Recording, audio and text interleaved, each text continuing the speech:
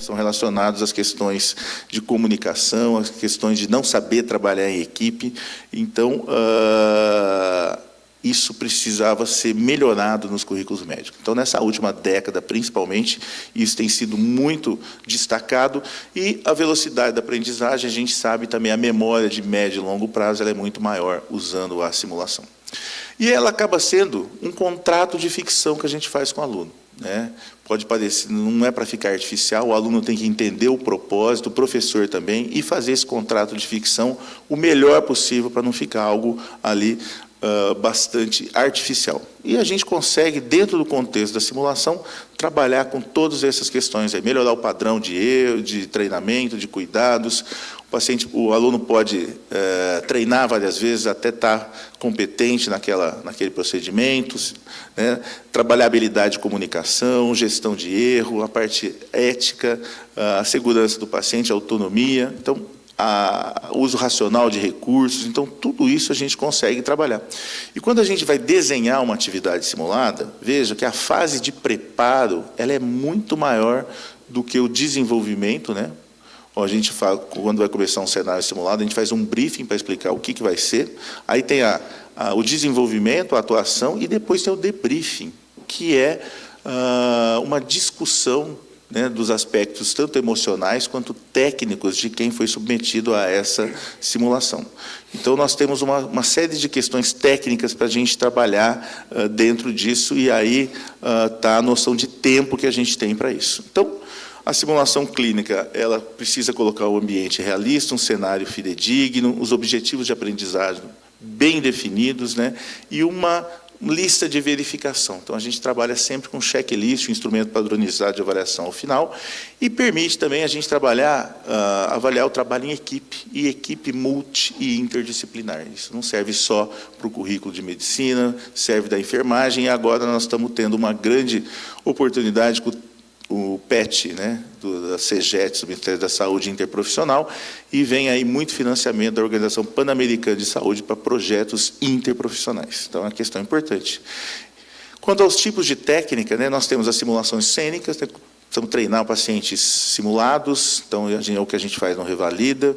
Nós temos a simulação robótica de baixa fidelidade, ou você pode ser por partes, né, um braço, a média fidelidade, a alta fidelidade, e nós temos a simulação híbrida, que a gente pode começar ou com um paciente simulado e entrar com um robô, um braço, né? Você coloca um braço num paciente aí para tirar sangue, então você consegue fazer uma série de cenários, onde você começa com o paciente simulado, e você depois, na hora que tiver algum procedimento, você troca o cenário para um paciente, para um robô.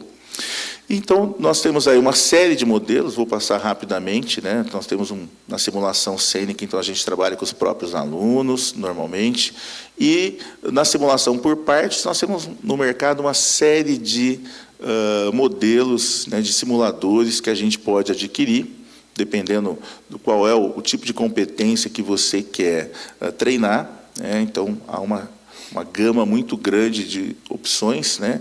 E com muitas vantagens, como eu disse, geralmente com simulação por partes, de baixa fidelidade, a gente trabalha habilidades, né? Não propriamente cenários simulados, né? Então, a gente usa muito os procedimentos operacionais padrão. Na média fidelidade, já são manequins que têm algo de tecnologia associado, né? Principalmente alguns softwares aí, para ver se a compressão cardíaca está sendo adequada, a técnica está adequada. Então, a gente tem um rol maior aí de indicadores de treinamento. Então, a gente consegue fazer isso para diversas áreas da medicina, né, que a gente tem como treinar um material de média fidelidade, principalmente a parte de reanimação cardiopulmonar, também com muitas vantagens aí, e alguns inconvenientes, então, que a gente precisa, dentro do contrato de ficção que eu falei, deixar bem estabelecido. E as salas de simulação de alta fidelidade, né, como eu disse, não são as únicas, não é para ser exclusiva, a gente já usa manequins caros, né, de um valor muito alto, né, e que você tem aí, principalmente, um controle de sinais vitais muito grande, mas nós precisamos de um ambiente bem preparado, com um backstage, né, geralmente tem um técnico, os professores têm que ter uma capacitação maior na montagem disso, né. E esses manequins, eles dilatam pupila, eles podem tossir, falar, né? E você consegue ter um controle muito grande aí do que você está treinando. Então, há uma série de marcas e modelos, e geralmente tem um design de cenários, que geralmente a gente trabalha o próprio professor, um técnico, montando esses cenários de melhora ou piora. Então, nós precisamos, né, de uma série de aparelhos, de conhecimentos específicos para isso, que a gente consegue controlar o cenário aí. Então, essa simulação de alta fidelidade também com muitas vantagens e também inconvenientes, porque ele, principalmente na comunicação, ele não substitui a comunicação com o paciente simulado, né? Isso é uma grande dificuldade.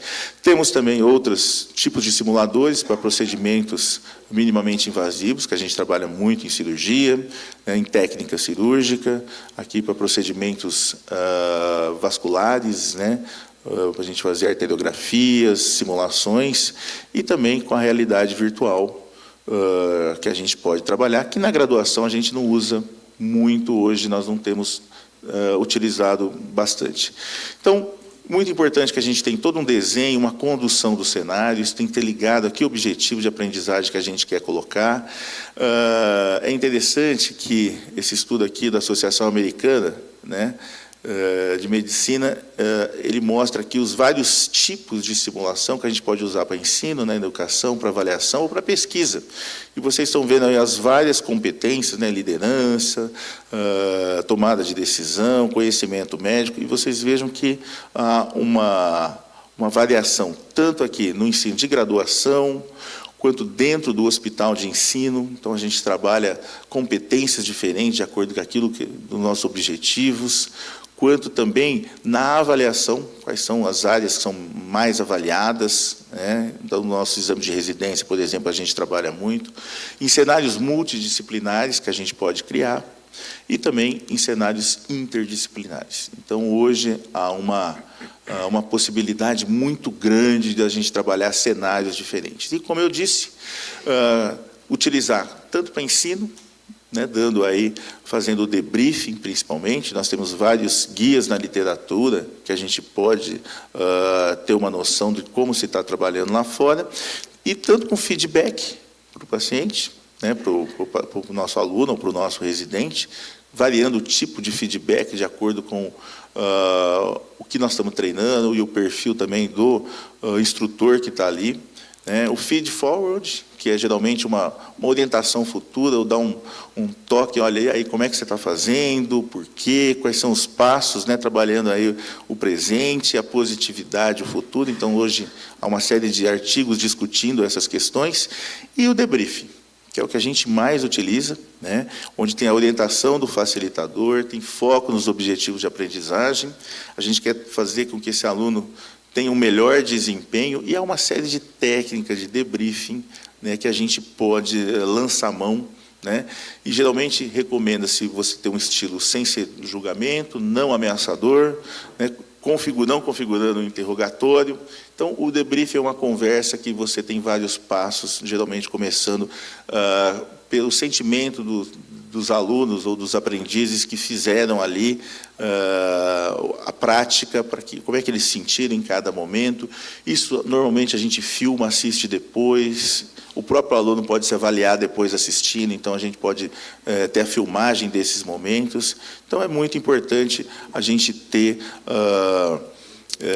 um debriefing bem feito. É interessante, porque agora tem um artigo muito bom recente do Peter Dickman, que ele coloca o debriefing que pode ser meramente descritivo, ele pode ser mais transformativo, ele pode chegar até um nível crítico de debriefing. Então, a profundidade da reflexão da prática, que é importante que o aluno tenha, para que ele possa extrair uma série de informações e compreender o que ele fez bem, o que ele não fez tão bem, e quais são as lacunas de conhecimento que ele tem. Então, para o debriefing, esses fatores todos são muito importantes, né? O planejamento é fundamental para a gente trabalhar isso num ambiente seguro, confiável, né? Que possa ter aí um foco na ajuda do aluno e na reflexão dele em relação ao desempenho.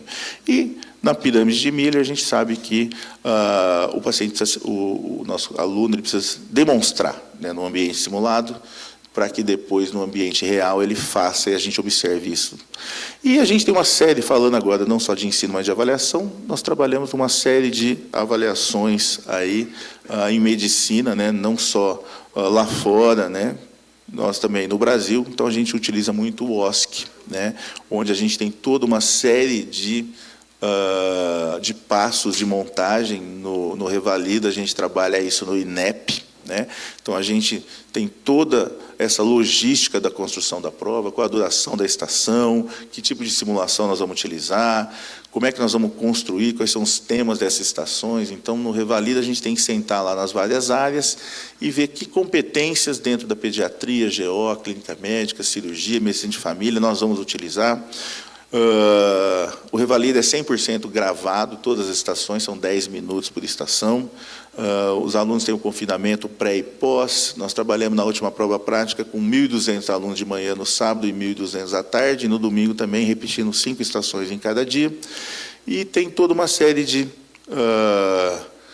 questões logísticas. Por exemplo, não há comunicação no Revalida entre o avaliador e o examinando. É feito tudo por impressos, para que a gente possa não ajudar ou atrapalhar, de repente, com aquilo que o avaliador fala ou deixa de falar. E há uma capacitação prévia de 8 horas, que é padronizada. A gente fez, na última vez, em 10 cidades simultaneamente, então há uma capacitação para isso, né? E as competências a ser avaliadas, como eu já disse, é possível a gente combinar uma série dessas nos cenários vários aí. Quando a gente trabalha com simulação cênica, a gente tem que trabalhar o checklist e a capacitação do paciente simulado, que é uma questão muito importante. Só para vocês terem uma ideia, na última edição do Revalida, nós tivemos 10 professores de artes cênicas da UNB, da Universidade de Brasília, capacitando, e selecionando e recrutando e capacitando alunos de teatro e de artes cênicas dos 10 cidades onde ocorreram o exame. E aí, na cirurgia geral, a gente pode discutir aí uma série de estações, o que nós vamos, né? Esse aqui são o que a gente vê mais comumente. Hoje tem exame cursinho para isso, né? Tanto o MED-curso, nós temos aí o MED-CEL, tem curso próprio para o Revalida, que eles ficam vendo as estações que a gente produz aí, todas as áreas, para treinar os candidatos à prova, aqui pediatria, né, GO, ginecologia e obstetrícia, saúde coletiva. Então, a criatividade aí dos professores que trabalham é muito grande nisso, e nós temos toda uma questão operacional de quantas salas a gente trabalha, qual o tempo, pré e pós-prova, né? E a gente tem uma grande vantagem aqui, a validade, a fidedignidade também é muito boa, e tem, obviamente, as desvantagens, principalmente o tempo de elaboração e o custo operacional disso. Então, a gente usa isso para as provas de residência, para o Revalida e o falecido Anazem, e utilizar no 6º ano também, né? E a gente tem trabalhado hoje muito com simulação interprofissional, porque a gente vê que há uma diferença, né, desde a nossa cultura universitária, a nossa personalidade, a cultura profissional que a gente usa, entra depois na universidade, depois a gente tem um clima organizacional do mundo do trabalho, uma cultura organizacional. Então, a gente tem aí um conflito entre o mundo pessoal, o mundo da formação e o mundo do trabalho. Então, hoje o que a gente precisa fazer é simulação interprofissional, porque como a gente não estuda junto, a gente vai trabalhar junto e não dá certo, geralmente, dá muito problema. Então, como é que o resultado pode ser bom, né, pessoal, profissional e do ponto de vista da qualidade do atendimento, né? Se a gente tem matriz curricular diferente, dificuldade de agenda de aluno e professor, experiências prévias não tão exitosas, de problemas de relacionamento entre as categorias profissionais. Então, isso é um desafio muito grande e é uma oportunidade também da gente trabalhar esses vários temas aí, que normalmente a gente trabalha pouco, né? E esse trabalho interprofissional é muito bom nessa questão. Então, nós tivemos várias experiências aí interprofissionais de simulados em aeroportos, em estádios, né? E a gente tem uma série de prós, né, a favor da simulação, né, principalmente aí esse aprendizado experimental, essa questão de o aluno poder treinar várias vezes, o residente, ele é muito satisfeito quando é muito bem feito, muito com a segurança do paciente, a gente faz uma capacitação docente boa, né, e o aluno pode melhorar a sua performance, aí, ter uma boa análise e treinar por equipe. E, obviamente, uma série de contras, aí, principalmente a questão de custos, né? Necessidade de capacitação, porque se ela for mal feita, ela joga por terra todas as vantagens, todos os prós, né? E essa necessidade de capacitação e a evidência científica ainda, como a gente tem pouco, está realizando pouco do ponto de vista de pesquisa, a gente tem ainda uma certa dificuldade com isso. Então, o recado que eu queria deixar é mais esse mesmo, dessa ferramenta importante, dessa metodologia de ensino importante que a gente precisa ter em nossas escolas. Fazendo propaganda do COBEM, então nós vamos ter no pré-congresso uma oficina, uma Olimpíada de Simulação. São 32 equipes de alunos competindo em chaves entre eles, é um dia todo, né? Nós vamos ter uma série de cenários simulados, que já estão preparados, e nós vamos ter oficina de capacitação docente no dia 2 e 3, por área. Vai ter o pessoal da GO, vai ser o pessoal do Revalida que vai montar, e a capacitação, do ponto de vista teórico, ela é igual para todo mundo, até que nós estamos montando isso. E era isso que eu queria dizer. Obrigado aí pelo convite mais uma vez. Muito obrigado. Queria aproveitar e pedir para o Rafael Figueiredo vir aqui. E, junto com o Rafael Figueiredo, também o Bruno Borges. Cadê o Bruno Figueiredo? Bruno, está me ouvindo? Ok. Não, para agradecer muito você, porque a Andréa, que vinha, teve um problema médico, e o Bruno foi avisado com algumas horas de antecedência e aceitou vir. Muito obrigado. Rafael Figueiredo também. Nós erramos o teu I, né, Figueiredo? Saiu como Figo, mas você já deve estar acostumado com isso. Bom, muito obrigadíssimo para vocês, porque é fundamental para nós termos a oportunidade de interagir com vocês aqui. Valeu. E nós passamos a palavra, então, para Gustavo. Gustavo é da Watson. Eu pedi para cada um dos apresentadores se apresentar da maneira que eles preferem, até para já facilitar a discussão. Muitíssimo obrigado. Bom dia. Meu nome é Gustavo Bravo, eu faço parte do time de Watson Health, na IBM. Watson Health, para quem não sabe, é a unidade de negócio que a IBM criou há mais ou menos 3 anos atrás, que é focada em desenvolver soluções para a área da medicina, que utilizam inteligência artificial, tecnologia cognitiva, e busca resolver alguns problemas que a gente denomina como urgentes na medicina. Tá? Então, o meu objetivo aqui hoje é contar um pouco para vocês, primeiro, de onde surgiu, por que a IBM decidiu investir em medicina, já que é uma empresa que, historicamente, investe na indústria financeira, telecomunicações, varejo, o que é, de fato, essa tecnologia, como ela funciona. E eu vou mostrar para vocês 4 casos práticos que a gente está utilizando essa inteligência artificial, tanto aqui no Brasil como globalmente. Então, o Watson surgiu em 2011. A IBM, todo projeto de pesquisa onde existe uma tecnologia nova, ela gosta de testar isso na forma de um jogo. Então, foi assim nos anos 60 com o xadrez, quando ela criou um computador que conseguia jogar xadrez de forma automática, e ela ganhou do principal jogador de xadrez na época, chamado Garry Kasparov. E em 2011, ela decidiu testar o Watson num game show dos Estados Unidos chamado Jeopardy, onde nesse game show o Watson ele foi treinado, né? Então a gente não programa mais a tecnologia, a gente treina o Watson com livros, enciclopédias, Wikipedia, ou seja, formato texto, milhares de arquivos texto sobre diversos assuntos. O Watson tinha que ser capaz de ler esses textos, entender tudo o que estava escrito, responder perguntas complexas sobre que o apresentador estava fazendo e ganhar dos 2 principais concorrentes aí desse jogo. E o engraçado para a IBM foi que depois desse dia, quando o Watson ganhou esse jogo, o primeiro segmento que procurou a IBM foi o segmento de saúde, indústria farmacêutica, de pesquisa. E a analogia que eles fizeram foi o seguinte: bom, se existe uma tecnologia que consegue ler enciclopédias, textos, toda a Wikipedia em formato texto e responder perguntas complexas em um jogo, talvez essa tecnologia possa ser boa e madura para conseguir ler livros médicos, artigos científicos, pesquisas clínicas e a responder perguntas complexas da classe médica, da indústria farmacêutica, dos pesquisadores e da medicina de forma geral. Então, foi essa analogia que eles fizeram e, desde 2011, a IBM resolveu investir nesse mercado de saúde. O que a gente entendeu depois um pouco olhando esse mercado? O dado que existe hoje, que a gente gera, que os pacientes geram, que estão dentro dos hospitais, das escolas, ele dobra a cada 24 meses. É humanamente impossível para um médico conseguir se manter atualizado. Ele teria que ler 29 horas por dia para conseguir se manter atualizado em tudo aquilo que sai de novo na área terapêutica que ele estuda.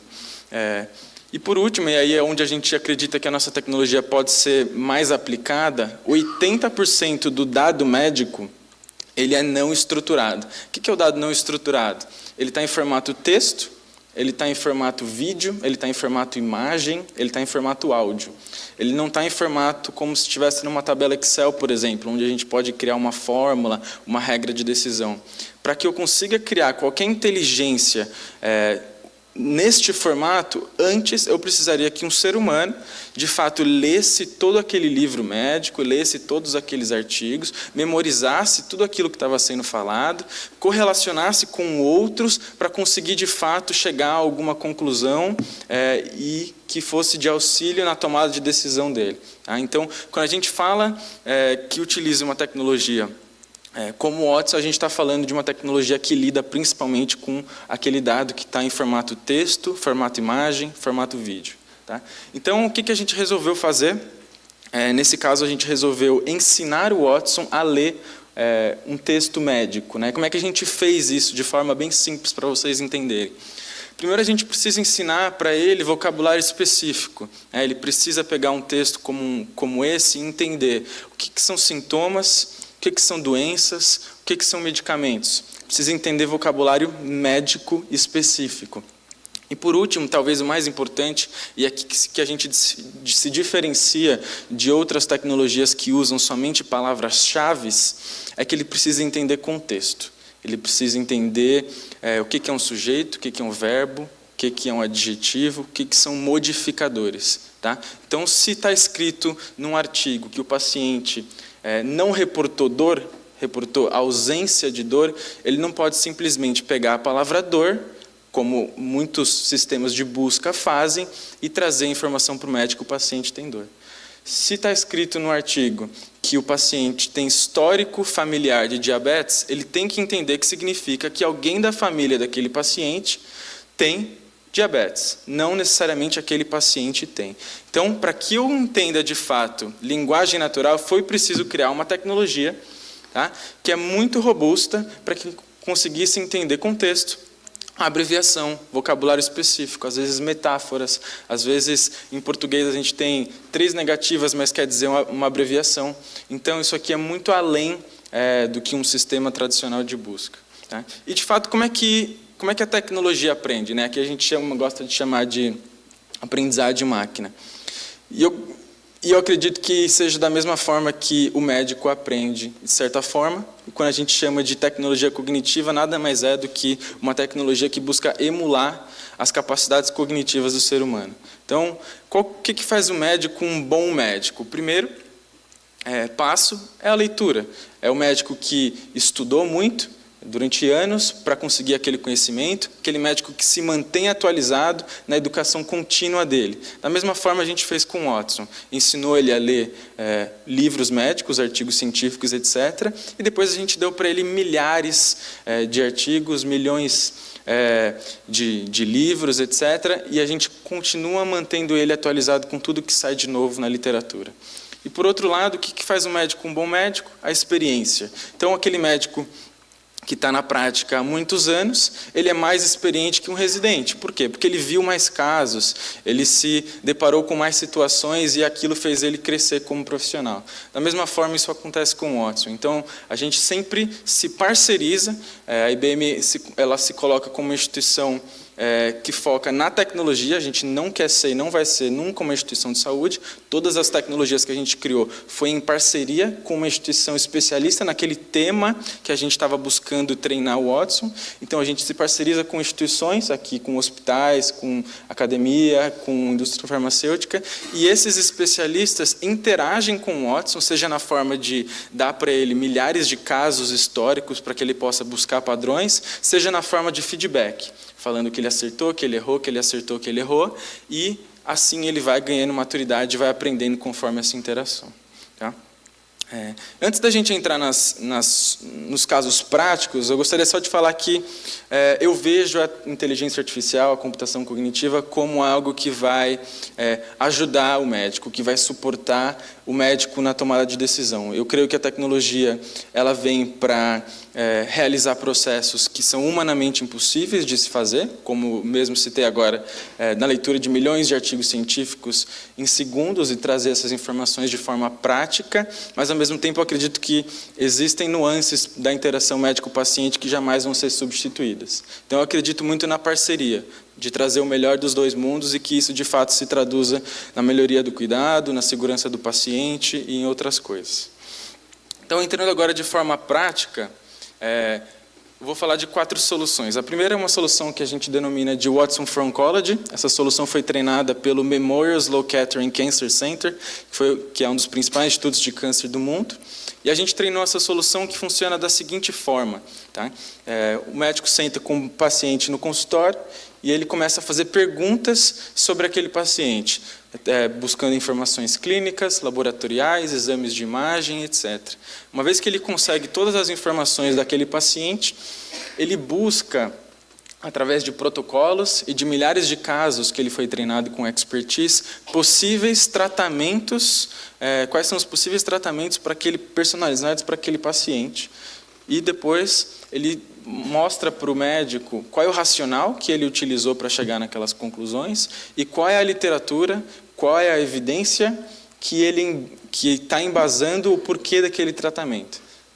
Isso sempre através de informações clínicas, de pesquisas, de protocolos. Então, aqui a gente está falando aqui de medicina baseada em evidência. Ele nunca vai sugerir algo que não tem um racional clínico por trás, que não tem uma evidência por trás.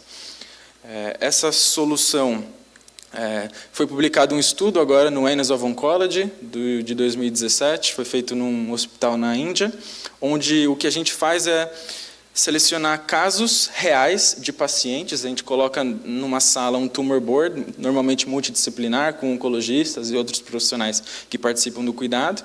Eles entram em um consenso daquilo que é melhor, qual é o melhor tratamento para o paciente. A gente coloca os mesmos casos de forma cega no Watson e compara. Tá? Esse foi o estudo que foi feito.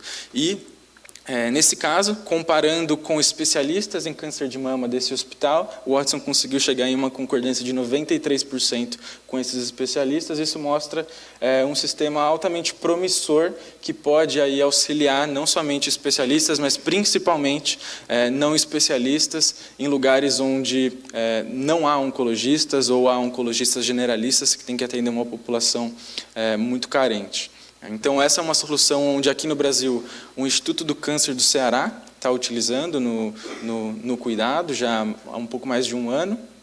E a gente tem orgulho de dizer que, sobre acesso, né? Então, um paciente do SUS que chega hoje para tratar o câncer no Instituto do Câncer do Ceará vai se consultar com um médico que tem o mesmo nível de acesso à informação, o mesmo nível de acesso a protocolos, o mesmo nível de acesso à expertise mundial de forma fácil, do que se qualquer um de nós entrar em um avião agora e ir para o Memorial Sloan Kettering Cancer Center e se consultar com o Papa da Oncologia do MSK. Tá? Então, é um pouco do que a gente quer fazer, é acesso.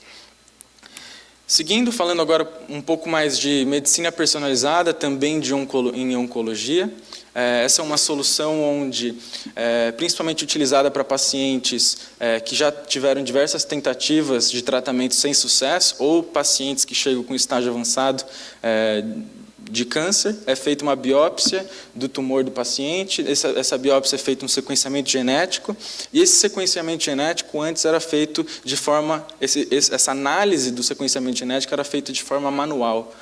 Isso torna uma análise como essa super cara e demorada. Então, uma análise pode demorar de 15 dias, às vezes a 6 meses ou mais. Tá? Então, o que a gente fez foi ensinar o Watson a ler esse sequenciamento genético, a identificar quais foram os genes que sofreram alguma mutação, que podem ter alguma relevância para esse tipo de câncer que o paciente foi diagnosticado. Ele classifica essa alteração e ele busca em toda a literatura quais são as drogas que estão aprovadas ou em fase de estudo clínico que podem inibir ou estimular aquele gene específico que sofreu a mutação, que provavelmente foi o causador daquele tipo de câncer. Então, mostrando um estudo que foi feito na UNC, na Universidade da Carolina do Norte, foram testados 1.022 pacientes. Desses 1.022 pacientes que foram testados por um grupo de geneticistas e oncologistas, quando comparado aos resultados que o Watson trouxe, o Watson teve uma acurácia de 99%, quando comparado a esse grupo de especialistas, mas ele foi além. Tá? Então, em 30% dos casos, o Watson achou algo a mais, identificou algo além do que os médicos tinham encontrado, e desse 1/3, existiam 42 pacientes onde já tinha uma terapia aprovada, personalizada para aquele paciente, onde tinha uma ação clínica imediata e uma opção possível para aquele paciente. Então, na América Latina, existe o Fleury, é o laboratório que tem trabalhado com essa tecnologia, e a gente pode dizer que também, às vezes a gente pensa que a tecnologia pode encarecer todo esse processo, mas nesse caso eu acredito que ela vai viabilizar. Esse é um teste extremamente caro. Até 1 ou 2 anos atrás, você só podia ter acesso por em torno de 15, 20 mil reais, no mínimo, e essa tecnologia vem fazer esse processo mais acessível. Hoje o Fleury possibilita fazer um teste como esse por 5 mil reais, e a tendência é que isso diminua cada vez mais para que mais pessoas tenham acesso. Seguindo, a gente lançou esse ano um aplicativo, um assistente inteligente para pacientes diabéticos com a Medtronic, e a ideia desse aplicativo é que a Medtronic tem um glucosímetro que monitora continuamente o nível, a taxa de açúcar no sangue do paciente diabético. Essa informação ele manda através de Bluetooth para um aplicativo. Esse aplicativo, o paciente diabético também consegue inserir informações de tudo aquilo que ele está comendo, ele consegue extrair dados de atividade física e sono através de Fitbits, Apple Watches e outros medidores. Ele consegue incluir informações do que ele está tomando de medicação, insulina e etc. E a inteligência artificial ela começa a buscar padrões e a entender o que está acontecendo com esse paciente. Então, a gente aqui, como exemplo, a gente apresentou dados dessa solução. Então, na American Diabetes Association, agora em junho, a gente achou que pacientes que estavam utilizando o aplicativo versus pacientes que não estavam utilizando ficaram 36 minutos a mais dentro do nível aceitável de açúcar no sangue do que pacientes que não estavam. Tá? E o Watson conseguia prever com pelo menos 60 minutos de antecedência, sem com que o paciente tivesse qualquer sintoma clínico, que ele ia ter uma hipo ou hiperglicemia. Então, o paciente recebia um alerta no celular que ele devia tomar uma ação, porque a inteligência indicou que o nível de açúcar dele no sangue estava baixando ou aumentando e ele precisava tomar uma ação. E outras formas também. Então, aqui nesse exemplo a gente vê que o Watson buscou um padrão que todo sábado ele via que entre meio-dia e 3 da tarde ele ficava com a taxa baixa, e provavelmente aquilo era por algum motivo, seja pela alimentação, seja por uma atividade física que ele fazia, e ele queria encontrar o porquê, ele ia ficar observando o porquê para tentar identificar o que era, para que o paciente pudesse ter hábitos mais saudáveis e conseguisse controlar e estar sempre nesse range.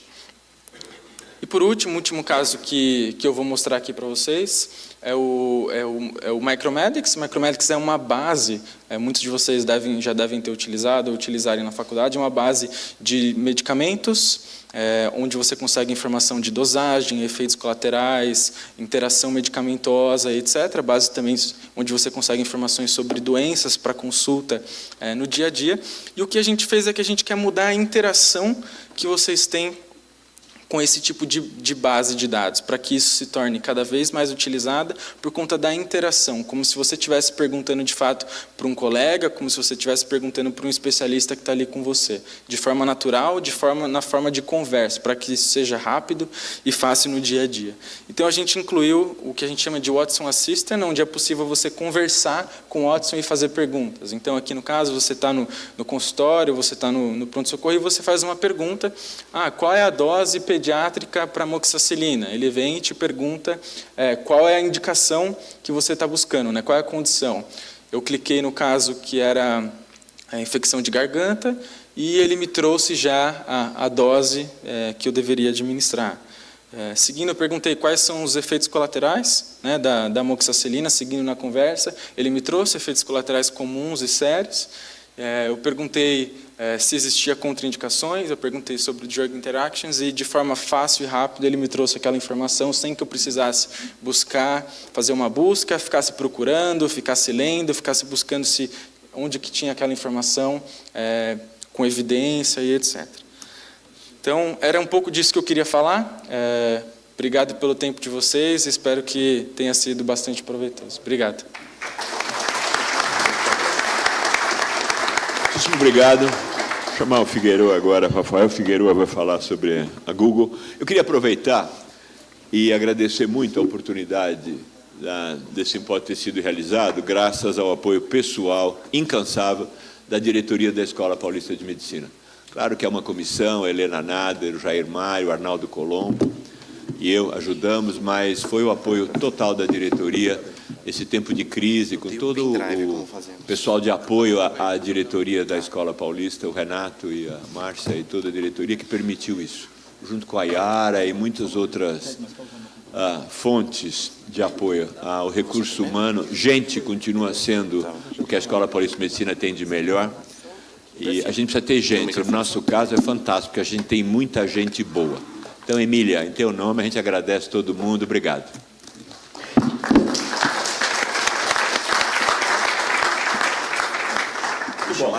Figueiredo estava comentando aí, fantástico, tem os três grandes juntos para falar. Eu falei, pois é. Conseguiu os três grandões na mesma plateia, né? Muito bom. Vou colocar os slides aí. Legal. Bom dia a todos. Agradecer aqui ao Dr. Belfort pelo convite, privilégio de falar aqui para vocês. Contar um pouquinho da nossa história.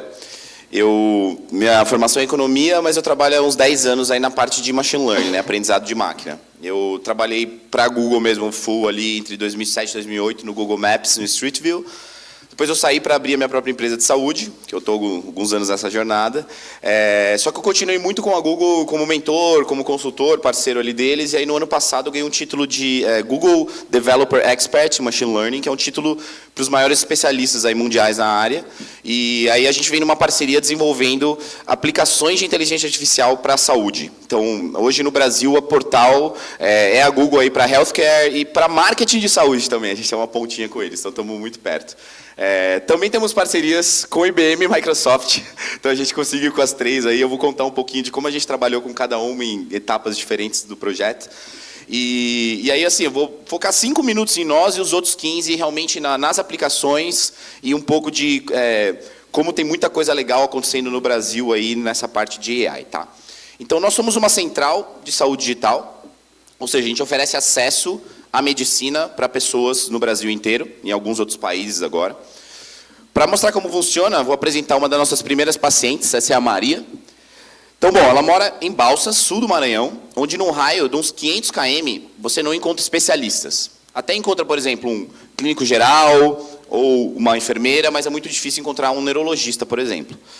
A Maria, ela sofria de uma doença neurológica grave que causava convulsões diariamente.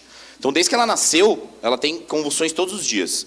E quando uma doença dessa afeta uma criança, a família inteira fica muito afetada, né? Então, era realmente uma dificuldade de qualidade de vida ali. E, bom, forma convencional, a clínica da cidade realizava o exame, enviava até São Luís, 500 km de distância, via correio, ou a paciente de ambulância, o que é a realidade do Brasil. Em média, no país hoje, para você ter um resultado de um exame de um eletroencefalo, por exemplo, em torno de 60 dias, 90 dias até no SUS, ou mesmo com convênio, dificilmente menos de um mês você vai conseguir marcar e fazer o exame e tudo. Então, assim, para uma doença dessa neurológica, é preciso um acompanhamento. É muito difícil você ter uma imagem ali do cérebro da pessoa a cada 3 meses e conseguir diagnosticar. Então, ninguém na cidade conseguia ajudá-la. Então, a clínica nos contratou, ou seja, nosso cliente são clínicas, hospitais e empresas, né? A gente atende via um parceiro desse os pacientes. Então, a clínica nos contratou. Com a nossa tecnologia, a gente integra nos devices, né, nos aparelhos, que as unidades de saúde já têm, no caso, um eletroencefalógrafo, como esse. As ondas cerebrais da Maria são gravadas, enviadas para a nuvem, e um dos nossos especialistas, que está aqui em São Paulo, a 3.000 km de distância, realiza o laudo online. Então, esse é o nosso fluxo operacional. Tá? Nesse caso, a gente tem o privilégio de contar com uma das melhores neuropediatras do país, aqui do Instituto do Sono, em São Paulo. E ela, fazendo uma interação clínica lá com a ponta, conseguiu apontar uma medida terapêutica que curou a Maria. Isso foi muito legal, porque era o 3º mês da empresa, 2014. E, assim, eu, pessoalmente, como eu vinha dessa área de tecnologia, né, eu tinha fundado a empresa e tal, e eu estava muito pensando em IoT, Machine Learning, Cloud. E com esse case, a gente viu que, na verdade, eram pessoas e a gente poderia causar um impacto muito grande com essa tecnologia. E aí também um ponto curioso é que os pais ligaram para agradecer, foi muito legal esse contato, o time inteiro sentiu esse impacto, até a neurologista, que a gente brinca, né, que os neurologistas são todos sérios e tal, a gente viu, não, eles têm coração, e o coração também chorou a neurologista. E é legal porque aqui em São Paulo, ela estava atendendo só a elite, né, aqui no Instituto do Sono. E com essa tecnologia, ela meio que estende os braços aí igual um polvo, consegue atender pessoas do Brasil inteiro. Então é um ganha-ganha aí para ambos os lados. Como que a gente faz isso acontecer? Né? Então, vocês devem ter ouvido falar de outras telemedicinas, né? Existem algumas no Brasil há 20 anos já, porém elas têm muitos processos manuais. Então você faz um exame, cada aparelho tem um arquivo proprietário, certo? Né? Vários tipos de extensão diferentes, nenhum se fala. Você tem que exportar o arquivo, aí tem que entrar no site da empresa de telemedicina, tem que cadastrar o paciente, ou seja, né, digitar nome, gênero, data de nascimento, todas as informações necessárias para o laudo, altura, peso, arrastar e soltar o arquivo do exame, esperar o upload. Imagina fazer 100 desses da Amazônia. Não é escalável. E manda o exame do João, mas é a Maria. Enfim, no primeiro ano da empresa, antes da gente ter essa integração com os devices, a gente chegou a ter uma sala com 15, 20 estagiários só fazendo double check. Porque é muito erro humano mesmo. Então a gente viu, não dá para escalar dessa forma. Precisamos dar um jeito de falar com os devices. Foi essa época que veio o nosso CTO, diretor de tecnologia, ele construiu toda a infra do Hospital São Luís, Morumbi aqui, então ele trouxe essa questão de integração hospitalar mesmo, e com parceria com o CNPq, com o FAPESP, FINEP, a gente começou a desenvolver drivers que falam com todos os devices. Então hoje a gente cobre 90% do parque instalado. A enfermeira realizou o exame, qualquer lugar, aparece na outra ponta para o médico, sem nenhuma intervenção humana. Ou seja, a gente consegue ler primeiro os padrões DICOM, HL7, FHIR, que são os de mercado. Aí depois a gente começou a fazer drivers, binários mesmo, que varrem o arquivo inteiro, encontram todos esses dados lá dentro. Então hoje é totalmente automático. Telemetria dos devices. Na outra ponta aparece para os profissionais de saúde automaticamente numa plataforma bem intuitiva. Tá, então aqui a fila de exames, quantos laudos vai fazer por dia. Aí quando o médico clica aqui na fila, ele explode nessas telas maiores. Para a radiologia, a gente obriga eles a ter esses monitores de diagnóstico. Para exames de traçado, pode usar qualquer device. Aí aqui é a meta do médico por dia, 42,71. Aí quando ele estoura, passa do 71, aí pega um foguinho assim, aí tem ganha mais por laudo. Então a gente tem um gamification um pouco aí para estimular. Ou seja, então é telemetria dos devices, mostra para os profissionais de saúde aqui que vão interagir. Se é um caso oncológico, eles fazem um board, discutem o caso. Isso volta para a clínica na outra ponta, onde ela pode filtrar para a especialidade, achar o paciente e tudo. Para a clínica é meio mágica, porque ela vai fazer o exame no aparelho, em alguns minutos vai aparecer aqui o resultado de volta. Ela nem entende de como pulou para o aparelho, foi para São Paulo, voltou, porque realmente a ideia é que a técnica de enfermagem não é uma técnica de TI, nem deve ser. Então a gente transformou realmente tipo WhatsApp, né? Que a minha avó usa sem tutorial. A ideia é essa, a pessoa pegar e começar a usar o sistema. E não ter que ter vários processos manuais. Tá? Então, com isso, a gente conseguiu atender todas essas especialidades aqui, que são as que a lei brasileira permite fazer à distância. E crescemos muito rápido. Então, isso é do terceiro ano da empresa, está até desatualizado aí, que foi o ano que a gente ganhou um prêmio do Ministério da Saúde como a empresa que mais cresceu de saúde no Brasil naquele ano. A gente quadruplicou em um ano aí. E hoje a gente cobre já 100 cidades do país que estão realizando exames, né? São unidades de saúde espalhadas por essas cidades. Não tem nenhum dia que não passa pelo menos 1.000 diagnósticos dentro da portal. Dia de pico, mais de 5.000 a gente faz em um dia, ou seja, isso é mais do que qualquer hospital no mundo hoje, mesmo um de Shenzhen lá, que é grandão. Então é muito volume mesmo, a gente faz em 2, 3 dias o que um Hospital das Clínicas faz em um mês. Assim. Então é realmente um volume em larga escala, onde a gente está recebendo esses exames, realizando os laudos, realizando esses boards entre os médicos para telediagnóstico. Tenho mais ou menos uns 400 clientes hoje, eu vou contar 3 cases só aqui que são mais impactantes. Primeiro foi a Unimed, que é nosso cliente desde o primeiro ano, então foi realmente um parceiro de P&D. A gente desenvolveu muita coisa baseado nas necessidades deles como convênio.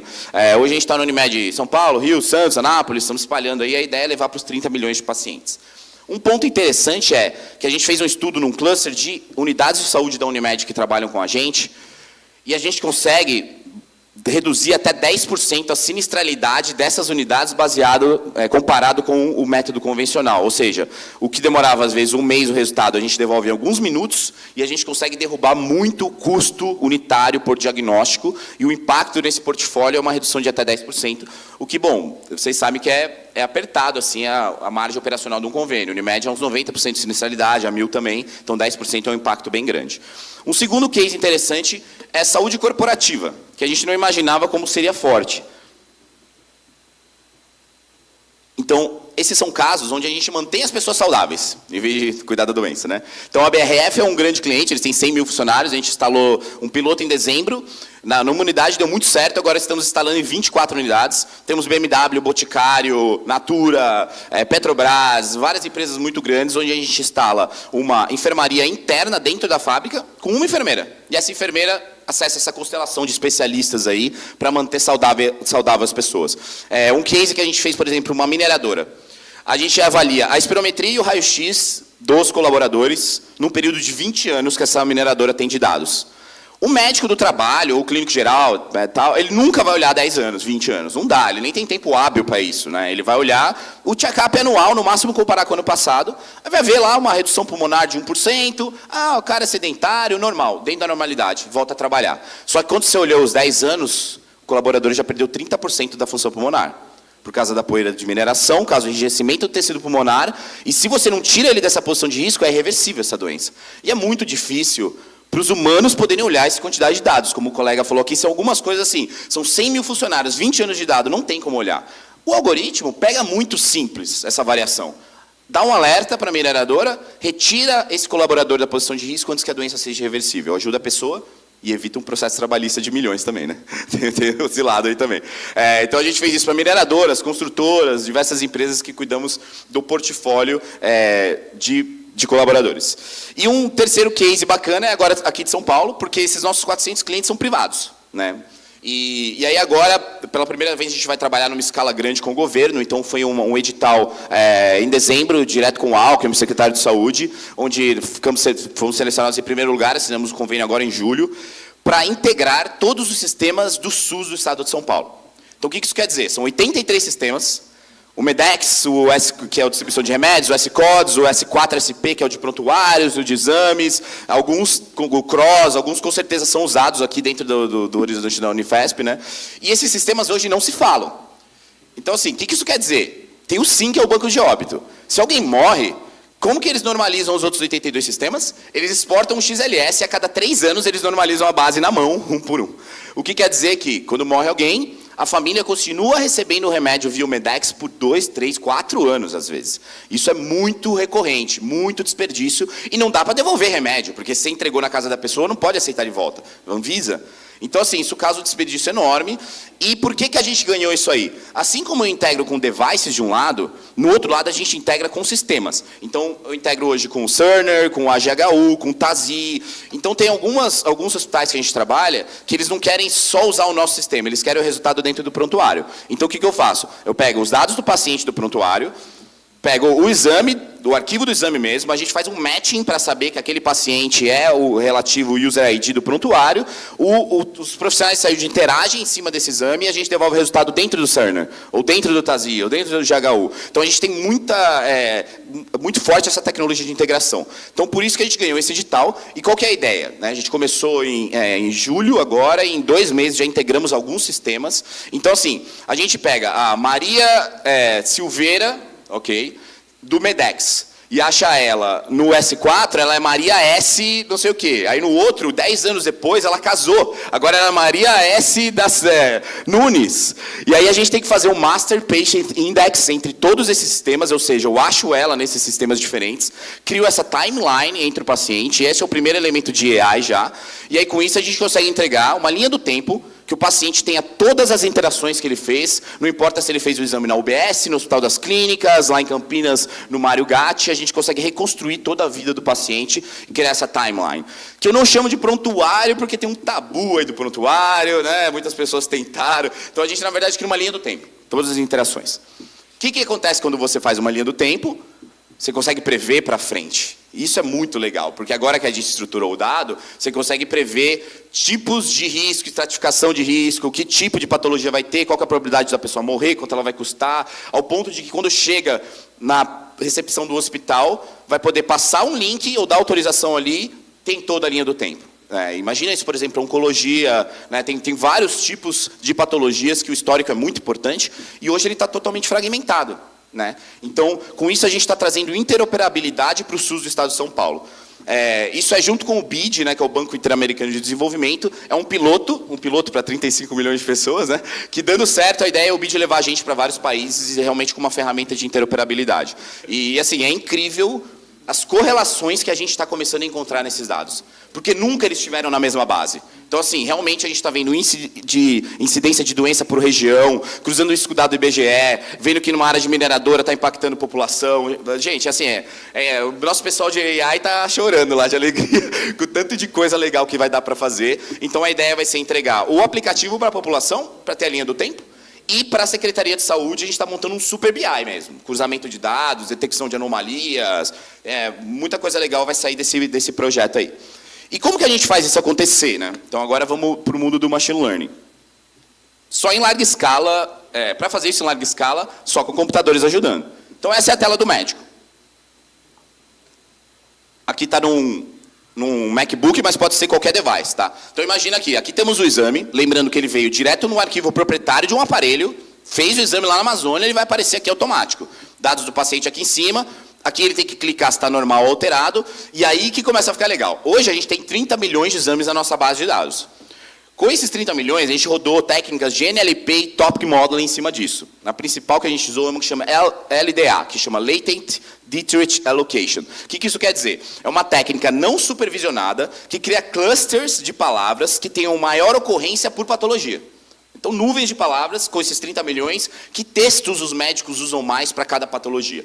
Transformamos isso em botões, validamos com os especialistas e hoje eles não têm que digitar mais nada. Eles batem o olho ali, arritmia, laudar, taquicardia, laudar, normal, laudar. Inclusive com árvores de decisões para coisas mais complexas. Então imagina que eu tenho neurocirurgiões olhando o eletroencefalo e clicando, epileptiforme, difuso, frontal, laudar. Com isso eu estou criando o quê? Anotações em cima dessas imagens. Eu não só estou fazendo o telediagnóstico, como eu tenho um dataset muito forte de dados que eu confio. Porque eu sei que eu tenho ótimos profissionais clicando nesses botões. Então, com isso, a gente aumentou vezes 10 a produtividade do médico por hora, tanto de telediagnósticos que ele faz por hora, o que, no nosso modelo de negócio, é muito bom, porque eu cobro a clínica e pago o médico. O médico faz tantos por hora que agora ele ganha igual ou mais do que a hora do plantão. Só que ele está na casa dele, com a família dele. Né? Então, dá essa flexibilidade aí também para o médico. E aí, como que você treina esses algoritmos? Né? Como até o colega falou, não é mais programado. Né? A gente dá exemplos. E com isso eu tenho muitos exemplos. Então, se você tem 1 milhão de exemplos de fotos de cachorro, 1 milhão de exemplos de foto de gato. O que é isso? É um JPEG ou um PNG igual gato. Tá? Texto. E aí você mostra um novo animal que não estava no dataset inicial, um novo exemplo, ele vai falar gato ou cachorro com 90 e poucos % de precisão. Então é a partir de exemplos. Com isso, a gente está criando muitos exemplos de parzinho. Eu tenho um exame de eletrocárdio, eu tenho o laudo ali. Eu tenho um exame de retina, eu tenho dizendo ali se tem diabetes ou não, que é a retinopatia diabética, que é um trabalho que a gente faz junto com o Google aplicar isso aqui no Brasil. Então, com esses exemplos, a gente treina esses algoritmos de computação visual e hoje nós temos as melhores métricas do mundo em radiologia. Tá? Então, esse foi um projeto de 2 anos, junto com a Google, FAPESP, FINEP, vários hospitais aqui, Stanford, South Florida University e New York University. Foi realmente a muitas mãos, até como exemplo de inovação corporativa e academia. Então, assim, é muita coisa que estava no mundo acadêmico, a gente juntou esses pesquisadores de vários países e falaram, vamos botar isso aqui em produção para rodar e ajudar as pessoas de verdade. E aí hoje, por exemplo, aqui é uma cardiomegalia, olha o tamanho do coração, ele detecta aqui, o nódulo. Então hoje, assim, a gente tem de 80% a 95% de precisão, de accuracy, na verdade, acurácia, na detecção dessas patologias. E nós também temos um recall muito alto, quer dizer que não temos quase nenhum falso negativo. Então, o que isso quer dizer? Demos milhões de exemplos de radiologia, treinamos esses algoritmos, e hoje eles têm uma precisão além da humana. Tá? Hoje, um grupo de radiologistas olhando uma mamografia, para vocês terem ideia, a precisão é em torno de 75%. Isso quer dizer que de 100 meninas, 25 eles não vão detectar o câncer no estágio 1, porque é muito pequeno. Eu vou dar um exemplo aqui. Um raio-x em alta resolução da Icon, ele chega até 4.000 por 4.000 pixels. O nódulo no estágio 1 é 4 por 4 pixels. É um trabalho humano você ficar procurando um negócio de 4 por 4 pixels numa imagem desse tamanho. É óbvio que vai ter erros, né? Ninguém vai acertar 100% disso. E a gente já está em torno de 90%. E qual é a ideia disso? É uma cooperação, homem-máquina, para poder chegar no melhor resultado possível. Então, como que a gente usa isso hoje, né, em produção? Vou dar um exemplo aqui de eletrocardio, que é mais simples, mas a gente aplica para todas as especialidades. Chega um exame para nós, eletrocardiograma, vai passar nessa rede neural, que foi treinada com milhões de exemplos de eletrocardiograma com as patologias. Essa rede neural vai classificar a doença, nesse caso uma arritmia atrial, BPM irregular. Lembra que eu falei que eu faço milhares de exames por dia? Então imagina no dia que eu tenho 5.000 exames para fazer. Eu reduzi já de 60 dias para 1 dia o tempo do laudo. Então é legal para o cliente, mas mesmo assim eu quero atender a pessoa que está passando mal rápido. Então vai demorar para 5.000 da fila chegar em primeiro. Esse algoritmo, ele fica olhando todos os exames que chega, classifica a patologia, bota um score de risco e move para cima na fila. Então ele está sempre fazendo uma triagem automática, sem parar, organizando o nosso worklist, subindo a emergência, descendo normal. Então sempre as emergências chegam primeiro nos médicos, numa larga escala. Aí o especialista vai sempre fazer o laudo, não são os robôs laudando, são os humanos. Tá? Sempre vai ser um ou mais especialistas, dependendo do caso, que vai ali fazer a intervenção. E aqui que é o segredo do negócio, ele retreina a rede neural a cada intervenção dos médicos. Diariamente, milhares. Então imagina aqui, vou dar 2 exemplos. Chegou o eletrocardio, o algoritmo disse que era uma arritmia e o médico clicou normal. Opa, discordaram. O sistema manda para outros 3 médicos. Nunca os 4 vão errar. Às vezes um vai, mas nunca os 4. Então com isso a gente zerou o erro humano. Ou seja, eu faço a triagem, se o algoritmo discordar do médico, manda para outros 3, faz um board. Aí imagina que os outros 3 também clicaram normal. Ou seja, o algoritmo falou arritmia, o primeiro médico clicou normal, mandou para os 3, clicou normal também. Fechou um board, eu mando o laudo como normal para o paciente, e aí eu retreino a rede neural, foi um falso positivo. Você estava errado aqui. Na próxima ela não vai errar. O contrário também. Se a rede neural falou arritmia, esse aqui falou normal, foi para os outros 3, os outros 3 também falaram arritmia, opa, esse aqui que errou vai para a auditoria. Aí o nosso diretor técnico vai lá conversar com o médico, né?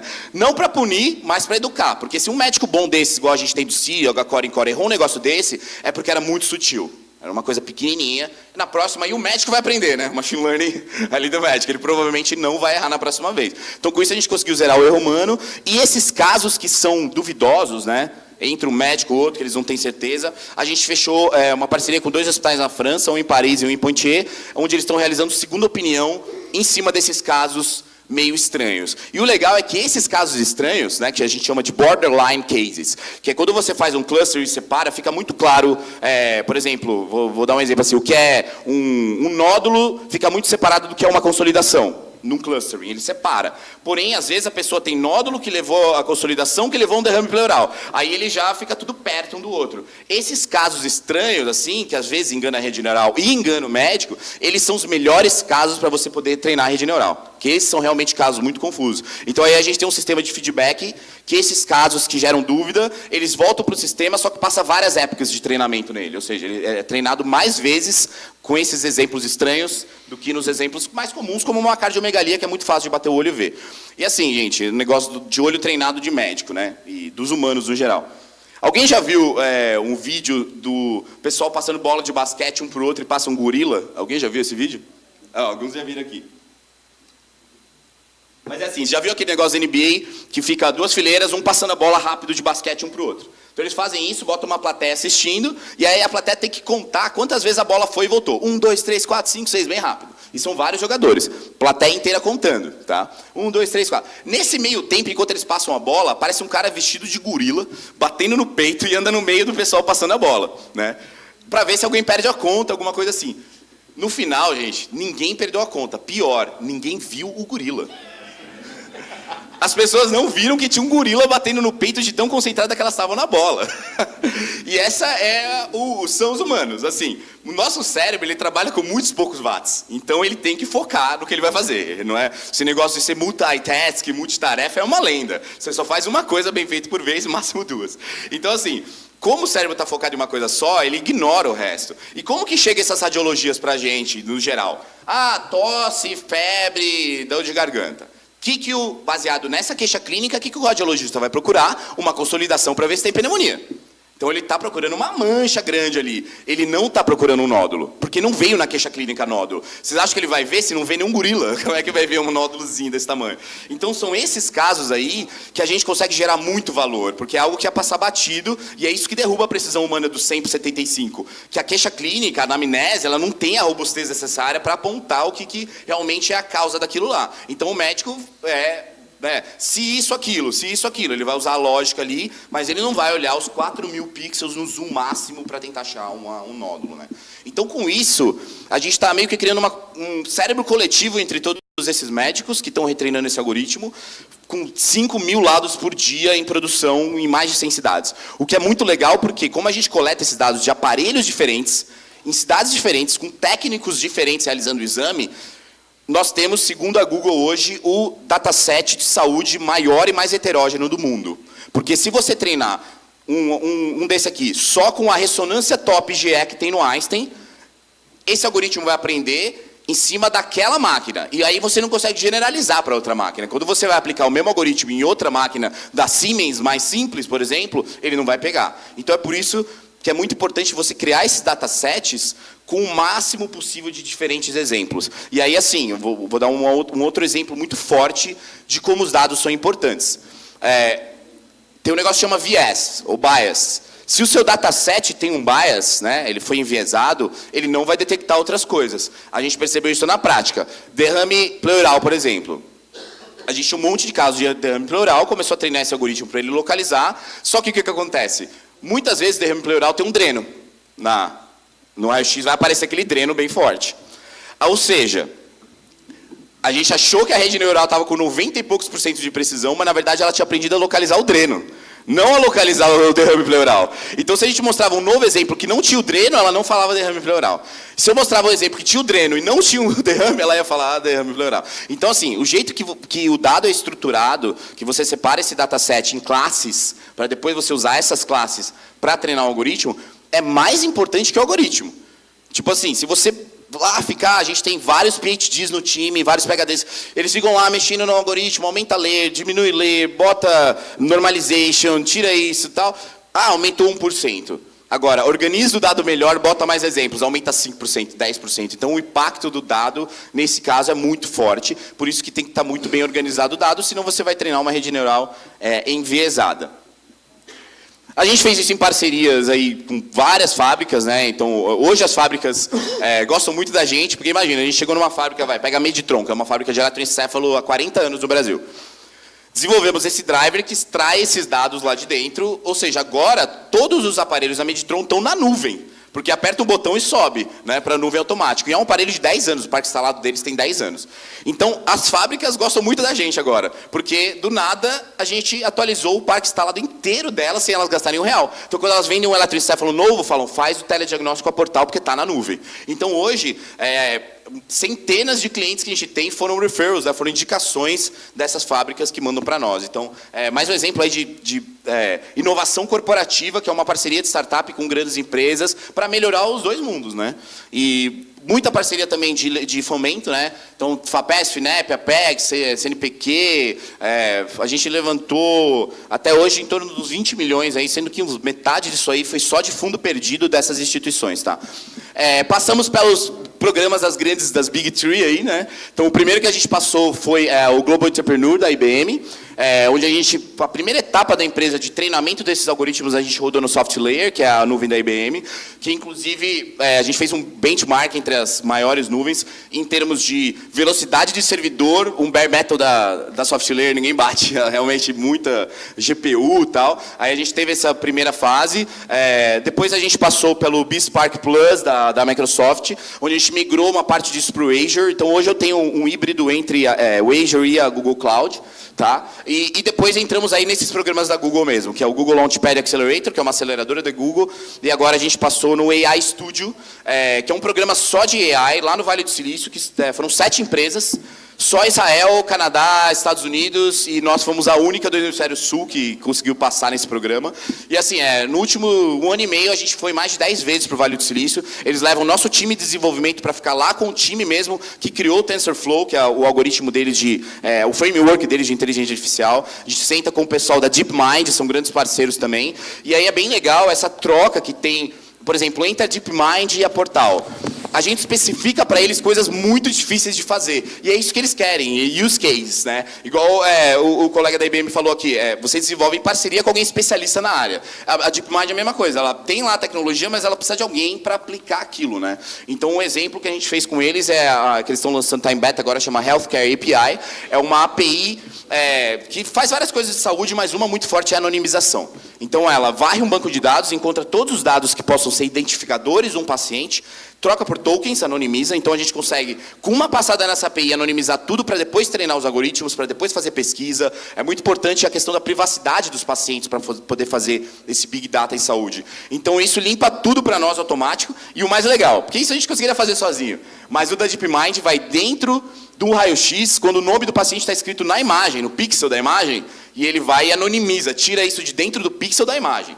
Isso aí é muito forte mesmo, para a gente poder atuar com pesquisa, com vários parceiros, tendo um monte de bases de dados diferentes, elas estando todas anonimizadas. Tá? E aí eu também trouxe vários prêmios, aí a gente ganhou um Demo Day lá na França em primeiro, estamos direto lá com o Macron, o presidente, levando isso para que os médicos de Paris façam os telediagnósticos para a França inteira. O mesmo problema daqui acontece lá, tá, gente? Os médicos querem o Louvre, querem tal, ficam em Paris. Aí não tem médicos nas regiões rurais da França. Tá certo que para eles a distância é 500 km, né, e não 5.000 quilômetros, igual aqui, né? 5.000 quilômetros eles estão na Sibéria, é outra realidade. Né? E TechCrunch Disrupt, a gente ficou finalista também. E o maior que a gente ganhou foi esse Startup Nation, que é o Mundial de Inovação, onde a gente competiu com Israel, Canadá, os maiores países, e ganhamos em primeiro lugar. É a primeira vez que o Brasil ganha esse prêmio, estava o ministro da Ciência e Tecnologia lá com a gente, para mostrar que tem muita inovação acontecendo aqui e que a gente consegue competir de igual para igual com os maiores ecossistemas de inovação do mundo. E estou ficando famoso aí, está rolando umas revistas ultimamente. É legal que... para nós não tem muito interesse sair em revista de machine learning, em revista de startup, mas uma pequena empresa, grande negócio, toda a clínica tem uma ali, né? Então foi muito bom para a gente, em termos de visibilidade para os clientes. E claro que isso é possível com um time muito fera. Então hoje nós somos em torno de 30 e poucas pessoas full-time, mais uns 30 médicos, então somos menos 70 pessoas hoje no time, só que o pessoal muito fera, né? Então, de mim eu já falei um pouco, a Cláudia, minha co-founder, ela trabalha há 20 anos com equipamentos médicos. A Renata é advogada especializada em Anvisa, né, porque é um mercado muito regulado, a gente tem que entender muito bem como navegar nisso. O Roberto é nosso diretor de tecnologia, que fez o São Luís do Morumbi. O William, ele é PhD em física extragaláctica e astroinformática. Sério?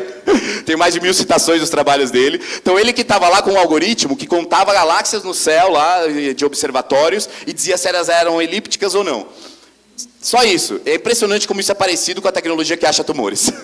Então, assim, foi um projeto com a FAPESP, que ele estava lá na Espanha, e a gente falou, e aí, William, você quer pegar esse algoritmo que está contando estrelinha e botar isso em produção num país inteiro para ajudar vidas. Então é muito legal que a gente consegue aproximar a academia de negócio e botar para rodar mesmo todos esses tipos de inovações. André também é PhD em AI, o Luiz, nosso líder de desenvolvimento. A Beth, ela trabalha 20 anos com segurança, ela fez o Guardião, que é o software da Polícia Federal, que cruza receita com banco, com tal. A gente usa isso agora para fazer esse matching de pacientes entre múltiplos sistemas. É um sistema parecido com o da Polícia Federal. O Nicolas é outro PhD nosso de Deep Brain Stimulation, então ele conhece muito bem essa parte de processamento de sinais. E o Michael ganhou o prêmio de melhor Data Science da América Latina em 2016. Então a gente realmente conseguiu montar um time muito fera, porque a gente consegue ter o propósito, né? A gente está trabalhando com o propósito, está impactando muitas vidas, está trabalhando com o que tem de estado da arte e conseguindo aproximar a academia de negócio, que é o que eu acho que foi mais chave no nosso sucesso. A gente tem muitas parcerias com universidades e o que está sendo desenvolvido em acadêmico, a gente faz uma parceria com uma cidade, por exemplo, a gente tem parcerias com Campinas, Ribeirão Preto, e coloca isso para rodar em produção nas cidades. Estamos com nossos primeiros clientes na África, Angola, começamos com um cliente agora, mandando exames para nós. E a ideia desse time todo aí, das parcerias, é trabalhar junto para garantir o acesso universal à medicina de qualidade. Obrigado, gente. Valeu. Davi, muito obrigado. Obrigado por Davi Wipp estar presente. Você perdeu indiretamente o elogio, de certa maneira, que ele fez à Secretaria da Saúde de São Paulo, agora com a convergência de todos os sistemas de computação e tal. Como você às vezes também perde algumas críticas, essa vez você perdeu um elogio. Já apresenta. Então, obrigado pela excelente apresentação, Rafael. E nós vamos passar para a última apresentação da manhã, Bruno Borg, da Microsoft. Bruno, já está ali.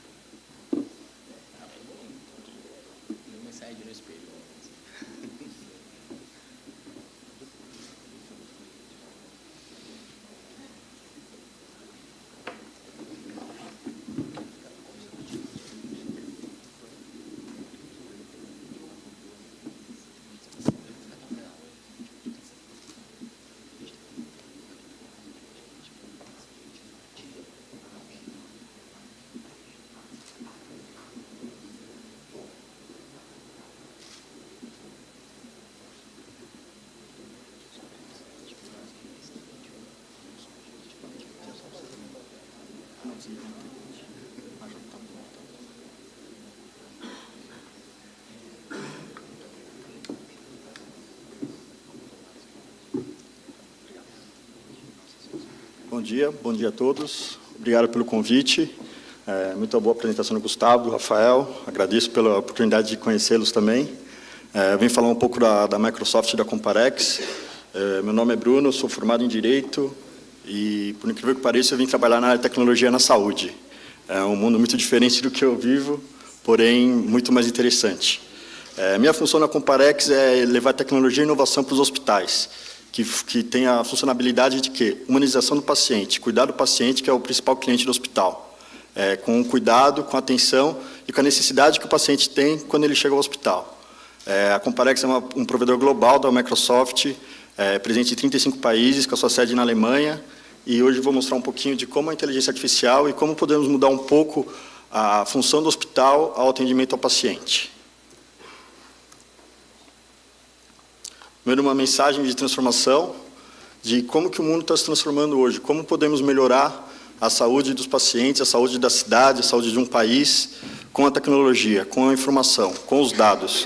Como o Gustavo e o Rafael falou, são milhares e milhares de dados, onde podemos analisar e levar o melhor resultado para o paciente e para o hospital. Aqui tem algumas informações bem simples, mas muito grandiosas, né? É previsto que até em 2020 haja 50 vezes mais dados do que há hoje para a saúde. Então, assim, estamos falando de uma dimensão gigantesca de dados, que podemos, com esses dados, analisar melhor e cuidar melhor. Os pacientes hoje já têm mais acesso à tecnologia, então eles até preferem que ele tenha esses dados, esses resultados, através de um smartphone, através de um tablet, através de um e-mail, não mais aquela coisa antiga de esperar um laudo, ter que buscar num hospital, ou numa clínica, ou num laboratório um exame. Hoje, os enfermeiros, os cuidadores de saúde, já utilizam quase 3 dispositivos móveis para tentar nesse cuidado. Então, facilitando o atendimento, auxiliando os médicos, auxiliando o grupo de enfermagem, auxiliando os cirurgiões, facilitando essa comunicação entre eles. Aqui é um dado de penalizações, de quanto que vale uma violação, quanto que vale um dado mal gerido, um dado mal informado, um dado mal administrado. E os pacientes hoje já se sentem, como eu falei, já se sentem confortáveis com os dados deles estando na nuvem, que é muito mais fácil, ele pode estar em qualquer lugar, e aqueles dados que é do paciente, ele pode levar para qualquer hospital, e assim que ele chegar ao hospital, ele pode ser tratado exatamente com a doença que ele tem. Então, o médico não vai perguntar novamente se ele está sentindo febre, se ele está sentindo dor. O médico já vai ter o laudo dele dos 2, 3, 4, 6 meses atrás, o que ele teve, e analisar isso para dar um melhor resultado para ele. E aqui é mais ou menos isso que eu falei, o paradigma do paciente, né? Como que é a personalização dos tratamentos, o monitoramento remoto, o paciente não precisa mais ir ao hospital para tratar coisas simples, ele pode, através dos dispositivos, ser monitorado dentro da sua própria casa, passando as informações ao hospital ou ao médico, os dispositivos conectados através de IoT, inteligência artificial, nuvem, o cuidado com a conectividade, e a proatividade, como eu falei desde o começo, facilitando a interação entre paciente e médico, que no fundo chega a um foco total, que é a humanização do paciente, cuidar do paciente no que ele precisa ser cuidado. Aí aqui um pouco sobre a inteligência artificial, que muita gente tem medo, né? A inteligência artificial vai tomar o emprego do recepcionista, do enfermeiro, do médico. E não é verdade. A inteligência artificial é a capacidade de raciocinar sobre grandes dados, como o Rafael e o Gustavo mencionaram diversas vezes. A ideia da inteligência artificial é ajudar a manter esses dados conectados com o médico e com o paciente e trazer o tratamento. Por exemplo, nós temos um projeto no hospital que eu costumo dizer que é a enfermeira digital. As enfermeiras têm hoje um trabalho muito duro em cuidar do paciente no andar, com diversos leitos. Então, a gente tem um projeto no hospital em Recife, que pretende ser o primeiro hospital totalmente digital do Brasil, que instalamos o dispositivo Cortana nos quartos, que o paciente não precisa mais ficar apertando o botão ou pegar o telefone para ligar para uma enfermeira para pedir água, um cobertor ou uma informação. Através do Cortana instalado no quarto, no leito, ela fala: Cortana, quero água. Essa informação já vai direto para a central de hotelaria do hospital, e outra pessoa, não sendo enfermeiro, já leva água para aquele paciente.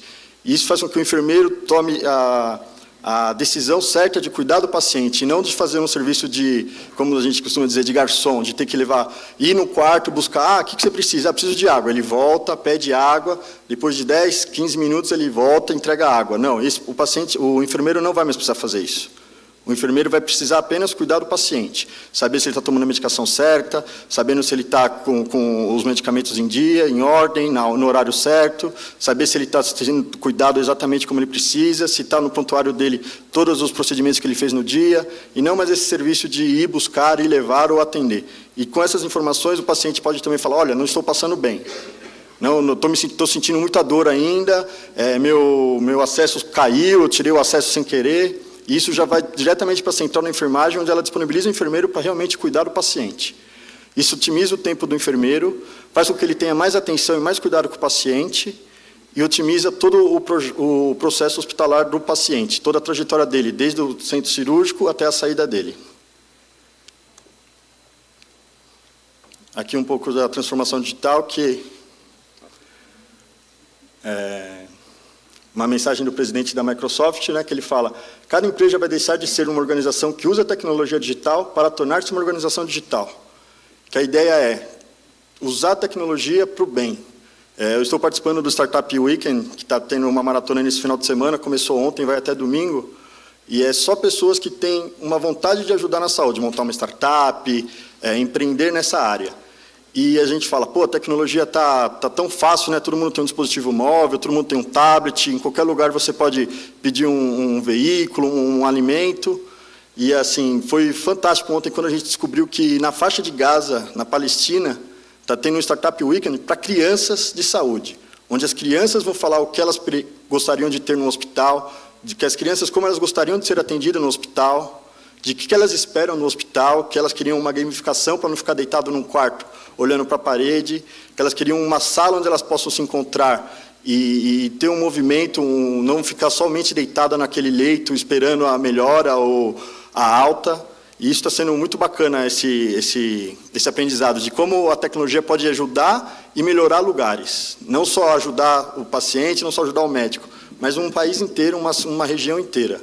Então, eu acho que é exatamente isso. Uma organização, os hospitais pretendem e devem virar uma organização digital. Aqui eu vou passar 2 cases muito rápido. Não sei se vocês conhecem sobre o case do 9 de julho, queda do leito, que é um dos motivos onde os pacientes mais retornam para os centros cirúrgicos após terem sido submetidos a um tratamento cirúrgico. Aquela vontade de levantar, aquela vontade de ir ao banheiro sozinho, achar que está bem para sair da cama e fazer algum tipo de exercício ou movimento. E isso mostra como a inteligência artificial, com esses dispositivos conectados, pode ajudar. Tem diversos casos da jornada do paciente, de como o enfermeiro não estava atento ao caso, de como o paciente não se adequou às normas do hospital. E é um vídeo muito simples, eu não vim com uma proposta tão técnica, eu vim com uma proposta de mostrar de como a gente pode solucionar os problemas dos hospitais com coisas simples. Não investindo muito, mas investindo na qualidade e fazendo com que o paciente torne aquele lugar, aquele hospital, não como um local de, nossa, eu preciso ir ao hospital, mas um lugar que ele fala assim, nossa, eu fui bem tratado naquele hospital. A diferença da qualidade, não da quantidade. Nós temos uma crença na Microsoft de que inovação pode vir de qualquer lugar do planeta. Na semana passada, o senhor quase caiu da cama, né? Se não tivéssemos o sistema, teria sido bem pior. A gente visitou o Hospital 9 de Julho para falar com eles sobre uma tecnologia de vídeo analítico que, utilizando essas redes neurais profundas para entender cenas. E uma área de grande interesse para eles era reduzir o risco de quedas no hospital. A queda em ambiente hospitalar é um problema mundial. E uma ferramenta como a que nós estamos desenvolvendo permite com que a gente reduza demais essas quedas e o nosso objetivo, sem dúvida nenhuma, é zerar. Meu pai fez um tratamento quimioterápico longo, então eu fiquei com bastante medo dele cair, eu não dormi. Eu falei para as meninas, eu não dormi, né, porque ele quebra mesmo as regras. O paciente, quando está hospitalizado, não percebe que ele não tem a habilidade que ele tinha antes. Por isso a tecnologia é muito importante, porque a gente pode estar um passo à frente do paciente. Quando ele começar a pensar em levantar, nós podemos atuar. Esse projeto é bacana para quem é um pouquinho teimoso. A equipe médica diz que eu não posso fazer tal coisa, a enfermagem diz que eu não posso fazer tal coisa, às vezes eu quero fazer. Primeiro a gente teve que ensinar para o computador o que é um leito, o que é uma cama num quarto de hospital. Coletamos milhares de imagens, uma das partes mais interessantes e mais desafiadoras, identificar não situações estáticas, mas ações. O que era uma grade abaixada, o que era uma grade levantada. Nós tivemos um voluntariado muito grande, as pessoas muito entusiasmadas, porque quem trabalha na área da saúde quer fazer uma assistência segura do paciente. Com esse novo sistema, a gente tem uma vantagem muito grande, que é ter o ramal móvel, né? Onde, independente de onde o enfermeiro estiver, ele consegue saber que naquele quarto tem um paciente que fez um movimento colocando ele em risco de queda. Foi um marco, né? Antes da vinda da tecnologia e depois da vinda da tecnologia em relação aos nossos indicadores. A gente está usando toda a nuvem inteligente, incluindo e especialmente a inteligência artificial, e sem olho humano, respeitando a privacidade do paciente, a gente possa ter uma solução como essa. Eu entendo que ali aquilo não está invadindo a minha privacidade, na verdade ele está tomando conta de mim. Para nós familiares é muito mais fácil também. Não tem risco do paciente cair, porque ele nunca vai estar sozinho. Essa tecnologia ajuda a preservar a saúde, acho que esse é o maior valor. Minha família se sente mais segura, assim. Isso é impecável, isso não tem dinheiro que pague. A solução mais forte é essa soma do ser humano em parceria com a tecnologia. Nós temos um time novo, nós temos um time jovem, né? eu sou a exceção.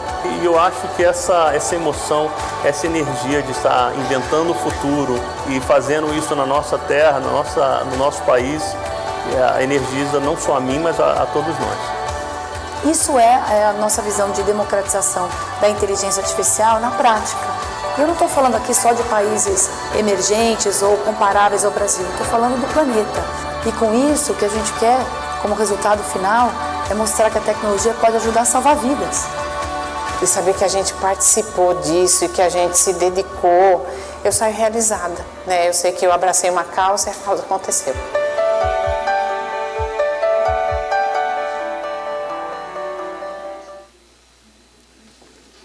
Bom, como vocês puderam ver, né, a inteligência artificial está para ajudar, para auxiliar. No vídeo a gente pode ver que os enfermeiros eles ficam atentos exatamente a cuidar do paciente, a não se preocupar com coisas simples de buscar cobertor, água. Eles ficam atentos ao cuidado que é do bem maior que a vida do paciente. E ali, diversas vezes no vídeo, mostra o reconhecimento da câmera das pessoas, que é o médico, que é o enfermeiro. Isso pode ser usado também para segurança. Então, quando você faz um cadastro no hospital, se você vai num quarto, num andar tal, por exemplo, você se cadastra para visitar um paciente no quarto andar. Se você vai para o quinto andar, quando você desce do elevador, essa câmera pode identificar você falando assim, opa, o que você está fazendo no quinto andar? Você não tem que estar no quinto andar, você tem que estar no quarto andar. O que você foi fazer na área da maternidade? Você não tem que estar na área da maternidade. Isso ajuda também na segurança do hospital. Isso é muito interessante, porque as pessoas buscam isso, essa tecnologia para ajudar em todos os sentidos, saúde, segurança, benefício. E aqui tem um próximo vídeo que é do EMA. A EMA ela tem problema de Parkinson e, junto com a Microsoft, eles desenvolveram um dispositivo. Prefiro que vocês vejam, é muito legal.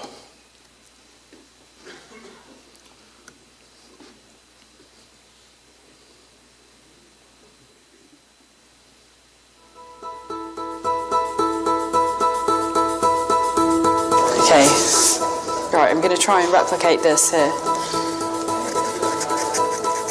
We're off to a great start. I tend to kind of just avoid doing sketching and writing now because it's not really worth it if you get something like that. Anything you could do that would just make my hand do what I want it to do and be able to sign my name would be an incredible thing. How do we even just begin to help her overcome this particular symptom of her tremors and helping her be able to regain her writing ability, her drawing ability?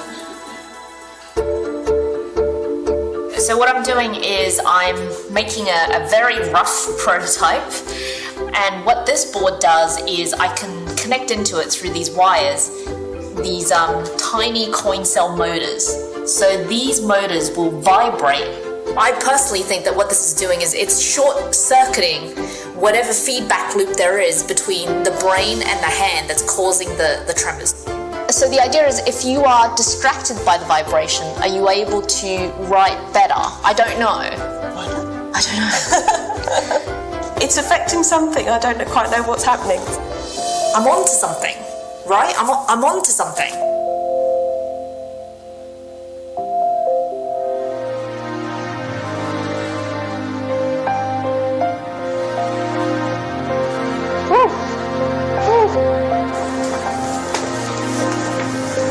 Jesus Christ.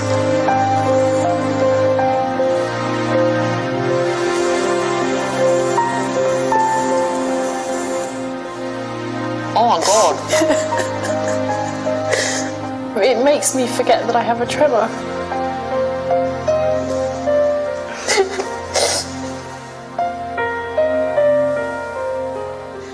I've drawn one of them for a long time.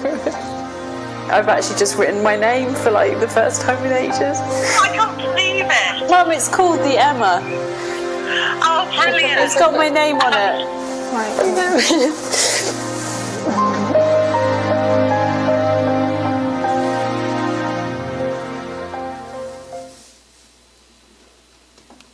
É um vídeo muito emocionante, né? Imagina a pessoa não conseguir escrever o próprio nome em anos e, através de um relógio, ela conseguir novamente escrever o nome.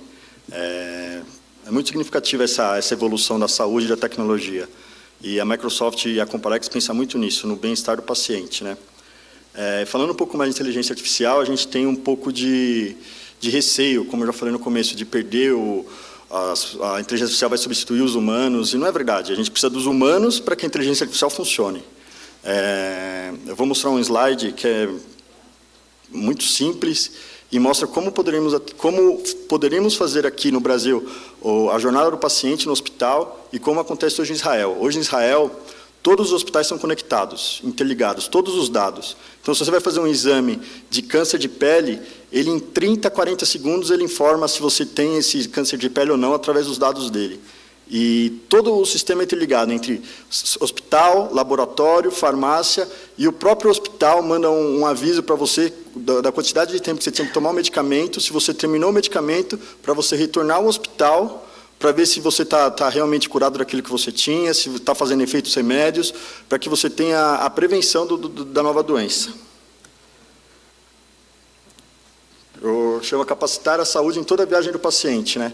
Que é envolver o paciente em sua saúde, engajando o paciente com a tecnologia, através de um dispositivo móvel, você chegar no hospital e o hospital já ter os seus dados sobre o que você teve nos últimos dias, se você teve febre constante, se oscilou sua febre, se oscilou o seu batimento cardíaco. Capacitar a equipe de atendimento. Então, o médico, quando você chegar, a equipe dele vai saber o que você tem. Ele vai priorizar a sua doença, e não vai perguntar se você teve febre, se você está com dor de cabeça, se você perguntar o seu nome e sua data de nascimento. Ele vai já cuidar de você, do que você esteve, essa doença que você está tendo há 2 dias, 3 dias. E otimizar as operações clínicas, que é o hospital, a clínica, o médico, o enfermeiro. Com esses dispositivos, ele vai conseguir atender você melhor, vai conseguir tratar você melhor. E aí a parte do cuidado contínuo, né, que você pode, dentro da sua casa, você pode continuar tendo esse cuidado, pode continuar tendo esse atendimento.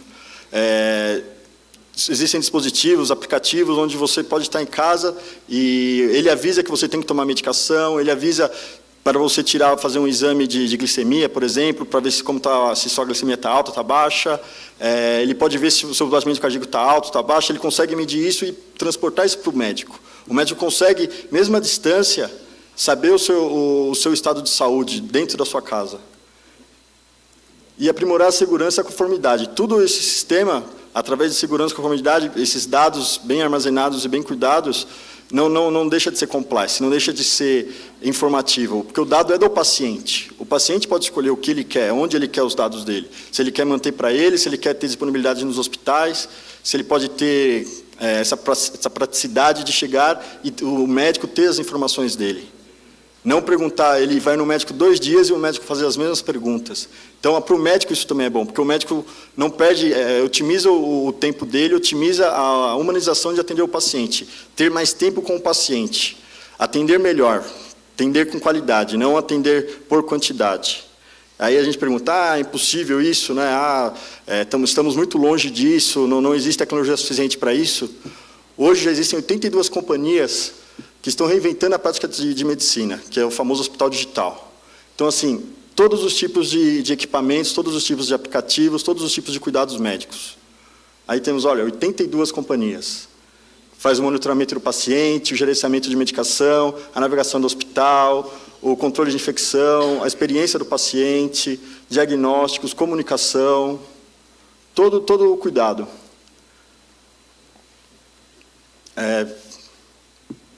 É fantástico isso, a gente pode melhorar a saúde. E aqui no Brasil tem muitas pessoas boas. Existem mais de 600 startups de saúde com ideias muito boas, de cuidado de pessoas mais idosas, a população está ficando mais velha, ter esse cuidado melhor, ter esse atendimento melhor, prevenir algumas doenças com essas companhias, com essas empresas, com esses aplicativos. Bom, foi um prazer estar aqui, muito obrigado pela oportunidade. E antes de terminar, eu queria saber se alguém tem alguma ideia de como podemos mudar o jeito de fazer exames, a maneira de fazer exames. A gente é parceiro de uma empresa no Sul, que chama HiLab, que diz como que tudo mudou, o jeito de ler jornal, o jeito de pedir um táxi, o jeito de pedir um alimento, e como a gente ainda faz exame do mesmo jeito. Tem que ir num médico, pedir uma guia para você se dirigir a um laboratório, para depois de tantos dias ir buscar esse exame e depois apresentar ao médico. Aí a HiLab vem e fala, como a gente pode fazer isso? Aí eles falam, a gente faz em 20 minutos, com uma gota de sangue. Então as pessoas, não é possível. Não, é possível. De uns tempos pra cá, muita coisa tem mudado no mundo. O jeito que você escuta música mudou, o jeito que você paga suas contas e até a maneira como você conversa. E se tudo isso ficou mais fácil, porque o jeito que você faz exames ainda é o mesmo. Hoje funciona assim: você vai ao médico, pega suas guias, vai até o posto de coleta e retira a amostra de sangue. O sangue é colocado em vários tubos e transportado até o laboratório, onde o exame vai finalmente ser realizado. Aí é só esperar mais 1, 2 ou 3 dias para pegar os resultados. Para fazer todo esse procedimento e ainda receber o retorno do médico, você vai levar dias ou até semanas, não é? E se você soubesse que existe uma maneira mais fácil de fazer tudo isso? Pensando em melhorar a sua experiência com exames, criamos o HiLab. Olha só como funciona. Com o HiLab, você vai até o consultório e o seu médico solicita algum exame. Ainda dentro do local de atendimento, você tira uma gota de sangue da ponta do seu dedo, sem sentir dor. A amostra de sangue é colocada dentro da cápsula e depois inserida no dispositivo HiLab, que vai digitalizar as suas informações e enviá-las para a nuvem. A partir desses dados salvos no sistema, especialistas do nosso laboratório central vão analisar o exame e emitir um laudo em poucos minutos. Assim, ainda enquanto você estiver no local onde realizou o exame, vai poder pegar o resultado e entregá-lo ao médico que fez sua consulta para receber o tratamento. O HiLab é um serviço de laboratórios online que torna os exames mais rápidos, sem dor e muito mais acessíveis e práticos. O jeito que você faz exames evoluiu. HiLab. É isso. Muito obrigado. Bom dia a todos. Olha, agradeço imensamente a todos os palestrantes pelas excelentes apresentações. Nós estamos muito atrasados, então a ideia, nós vamos ter 15 minutos de intervalo e eu vou pedir aos palestrantes que, por favor, atendam as perguntas ao longo desse intervalo. Quem quiser tomar café, ir no banheiro, e em 15 minutos, impreterivelmente, começamos a próxima sessão. Muito obrigado a todos. Parabéns.